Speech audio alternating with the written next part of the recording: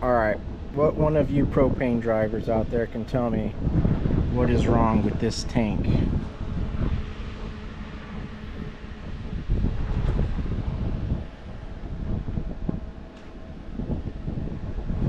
Well, what I saw what was wrong with this tank is that there's no dip tube or anything to measure the liquid level of the tank except the gauge. And if your gauge fails or gets caught up on the inside of the tank, you're gonna have no way of reading the percentage of the tank with like a dip tube like this where you can open up and know when gas is coming out. So today we're gonna replace this service valve with a dip tube on it, something like this. That way you can still measure the propane in the tank. And you can always come to the manufacturer data plate of the tank, and it will tell you on the data plate how long of the dip tube should be inside the tank and what it should read at 80% when you know you're starting to get full. And on here it says 9.6 inches. So we'll take this valve, we'll get our tape measure, and we'll just measure 9.6 inches somewhere around here, and we'll just cut it and then tape it up and put it back into the tank. So just want to be mindful of things like that in case something fails, like your percentage gauge fails, still have a way of measuring the fill point on the tank. So you just want to be careful when you're out in the field and you see tanks like this that don't have any dip tube to measure the liquid. So we'll get started on that, and we'll just replace this valve, put this valve in the tank, and it should be good to go.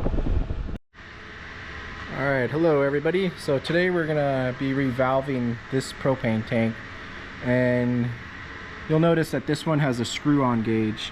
There's some other tanks that we have that are like bolt-on gauges, like this one, and this one just has like a gasket that you put on in between here. But on the screw-on gauges, you don't need no gasket. You just need to re-tape and thread it, and I can show you what that. We'll take this out and I'll show you how that works and everything. It's pretty simple. But the only thing different is that you don't need to put any bolts on this one. All the other valves are pretty much the same. You have your like service valve, relief valve, fill valve, dip tube, bleeder valve, and the liquid withdrawal valve.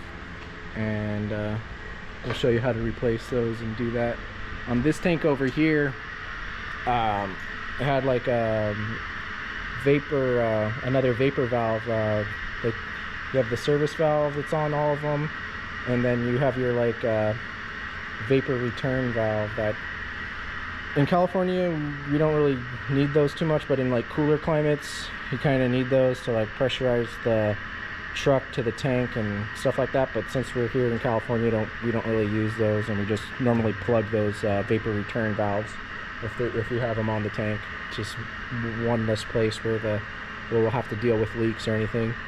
But yeah, right now I'm just pressuring up this tank, getting the gas out of this tank, and we'll work on this tank and later on today.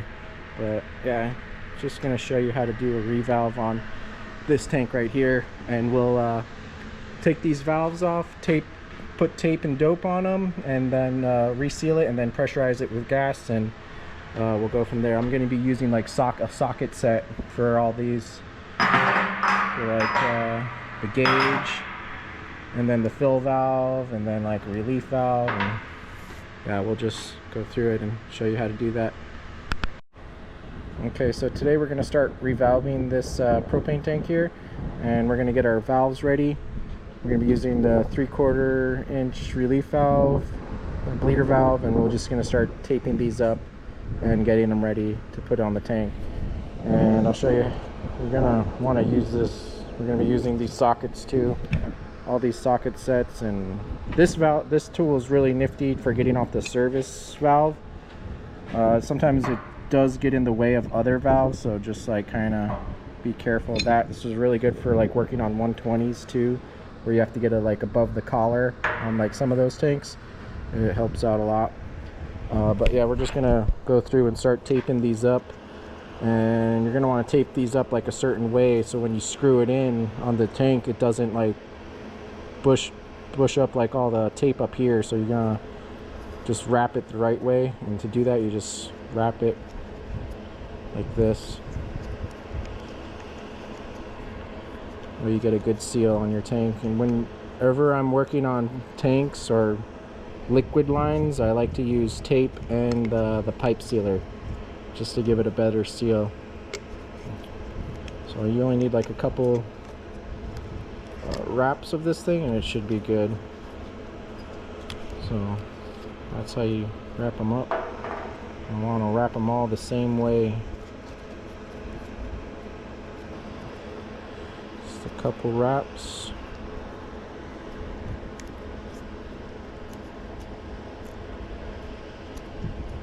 Don't want to get any tape in the way of the valve.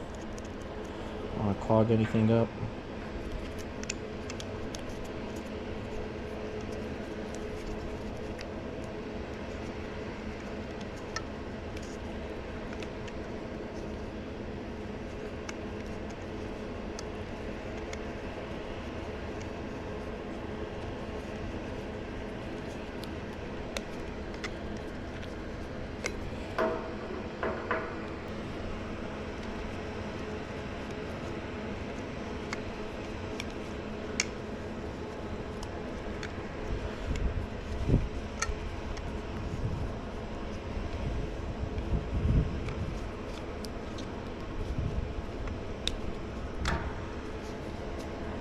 Alright, so now we got tape on these ones. These are all ready to go. So when we're ready to drop them in, we'll just put some of this pipe thread sealer on there and we'll go from there. But now we'll start taking the valves off of these tanks. And we'll use our socket set over here. Sometimes these valves are kind of hard to get off, and you'll need to use some type of cheater bar or something that can give you more leverage. And I like to use like a pipe like this, and then just like slide it over the socket thing, and you can just like kind of take it off a little easier. And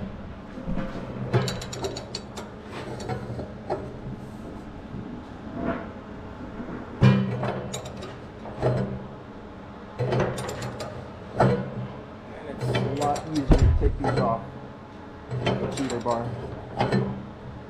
You can also tighten them back up with the cheater bar too.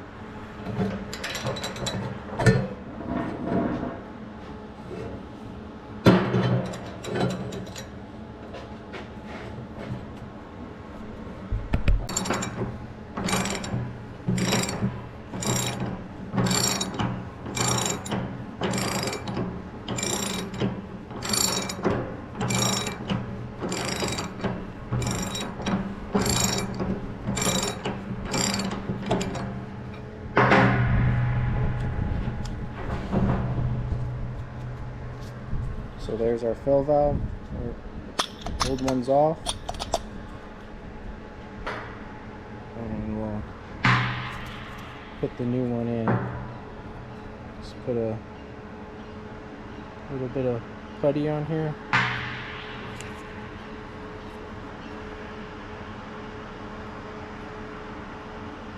And remember, bigger the glob, better the job.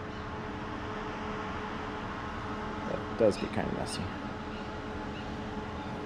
And we'll just drop it in, and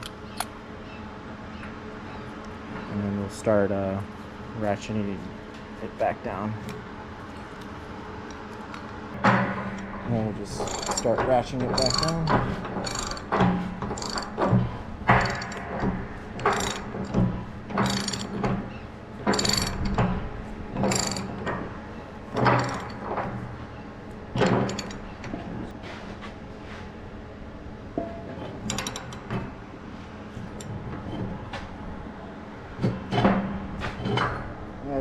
That looks pretty good. And we'll clean all the excess putty off of these tanks when we're done. And that's our fill valve. One valve done, 5 more to go. Working on this liquid withdrawal valve next. And the socket for it.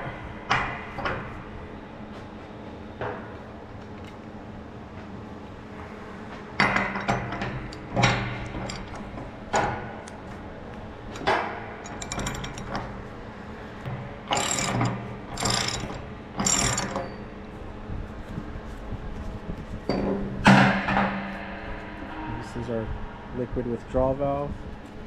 We'll just re-tape like that one.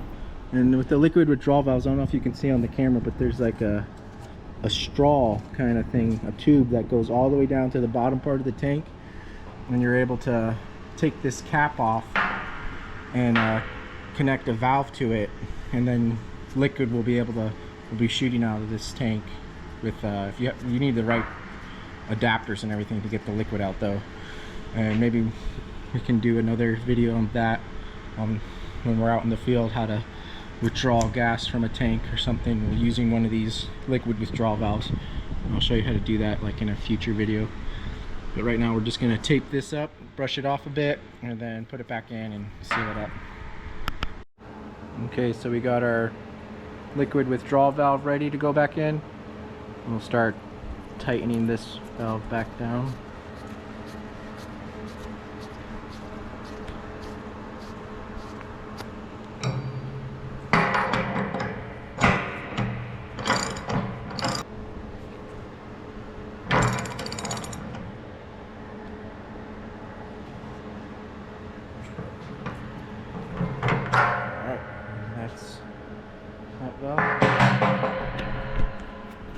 So we got 2 valves done now. We'll do this dip tube next. Replace this one. I'm just gonna use the socket to get this one off.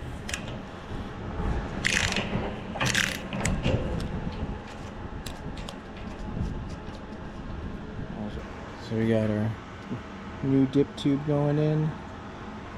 Just socket that back down in there.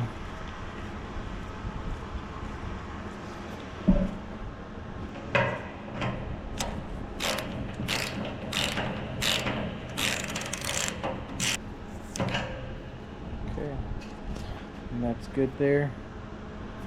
Now we'll just start working on this relief valve next.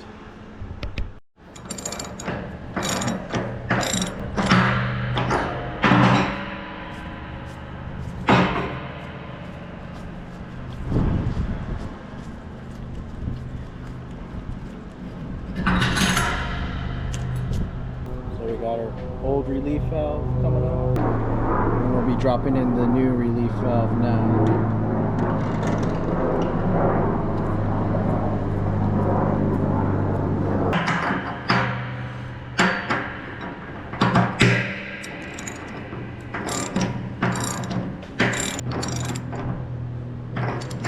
Now we got these 4 valves done, and now we'll start working on the service valve next.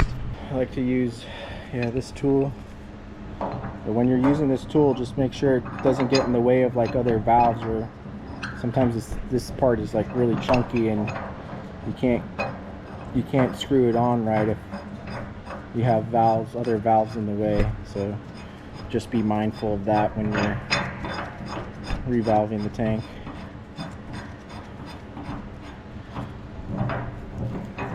And then I just like to put like a bar through this part and just start spinning it off, and then start twist it.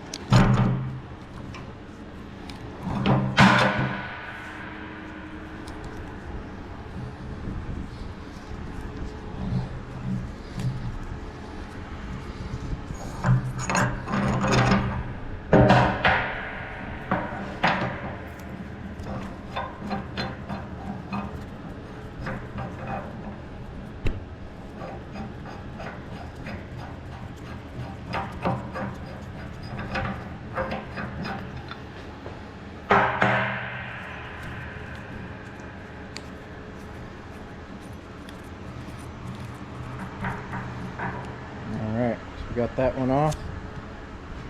Got our new service valve. I'll screw this in a little bit.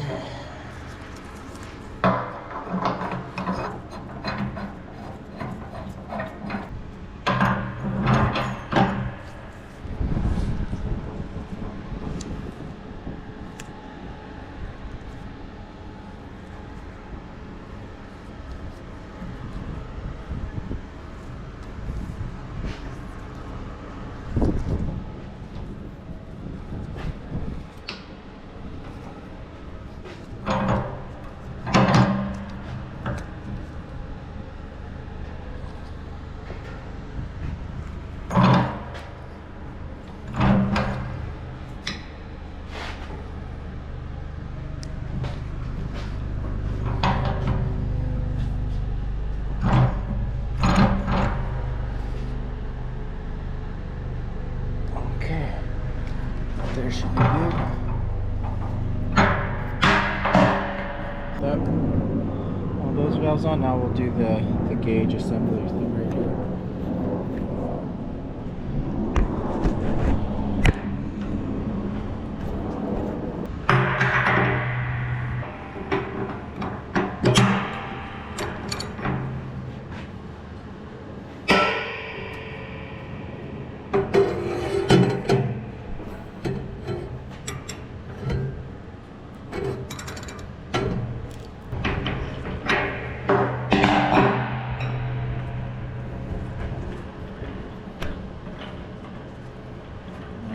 Start taking this thing off and clean it up a little bit and tape and dope it.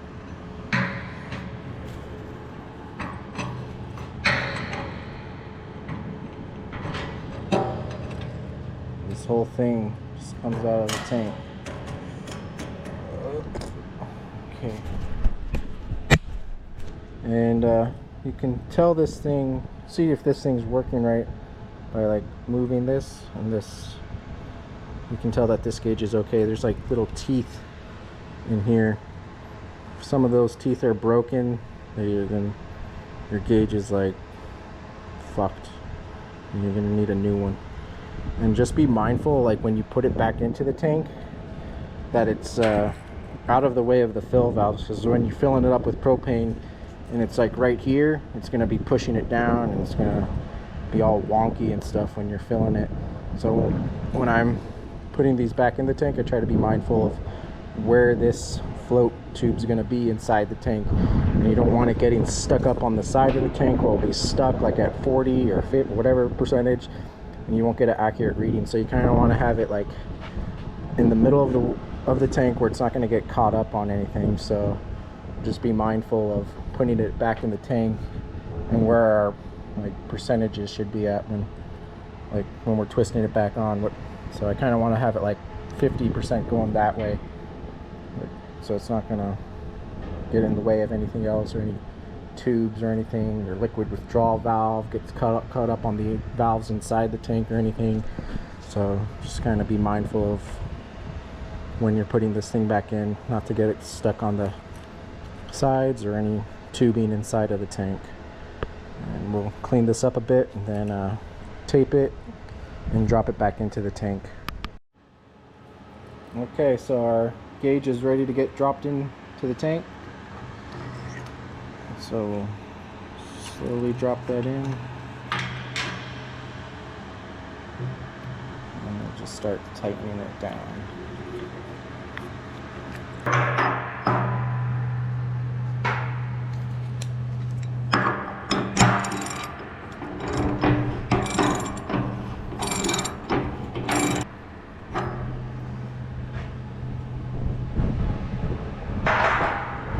So we have our gauge in, all the valves have been re-taped and sealed, and this tank is now ready to get repressurized, and then we can test for leaks and see if we have any leaks on the tank. And you always want to be mindful too, like on some other tanks you'll have like this one over here, you'll have the liquid withdrawal valve on the bottom side of the tank.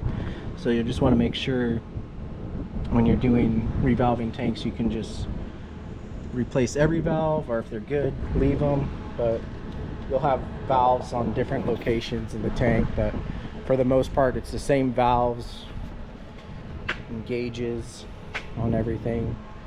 But yeah, the only thing really different is like on these ones, you see them on the Metza and the Trinity tanks, is that they're like screw-in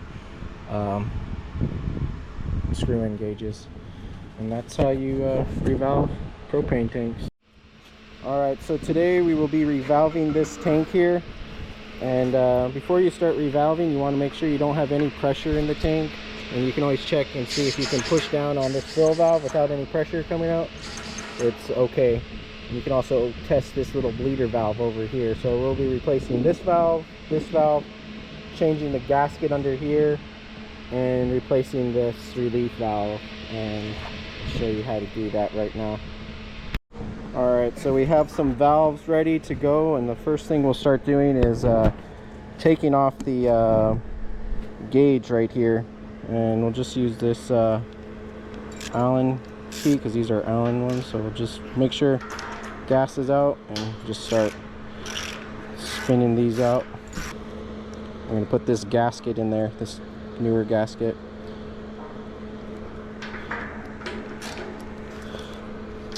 Alright, so once all these are loose, you can just take them all out.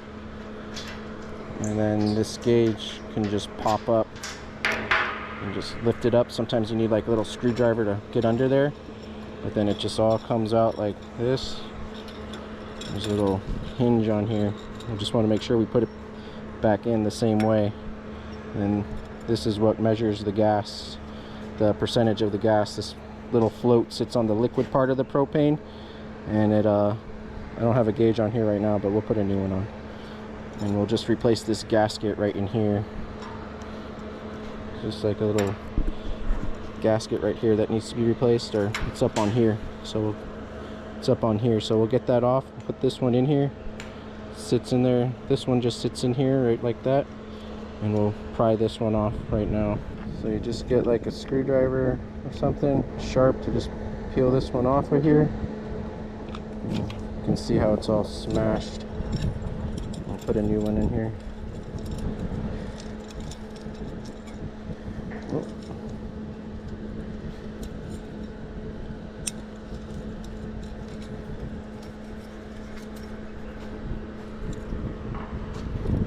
Take our new one and slide it up under here, and then we'll just press it in here, and that'll give it a better seal.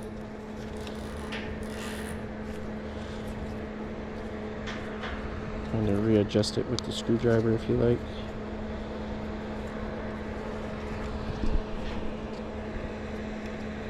Seated like that, and then just drop it back in,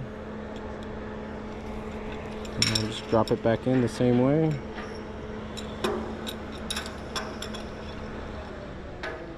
I'll get some new bolts for that one right there.